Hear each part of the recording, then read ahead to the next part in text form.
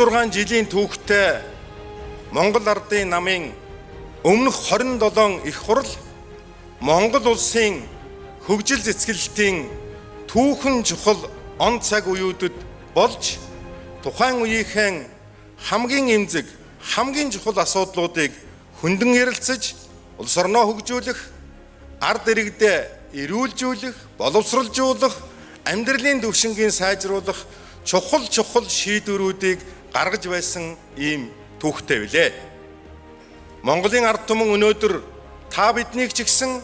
28 дугаар их хурлаараа манай улс орны өмнө, манай намын дотоод амьдралын өмнө тулгамдж байгаа асуудлуудыг бүрэн дүүрэн шийдвэрлэж чадна гэдэг итгэл найдварын нүдээр соёлын төвөргөө бидэн лүү манай нам руу ширтэн харж сууж байна.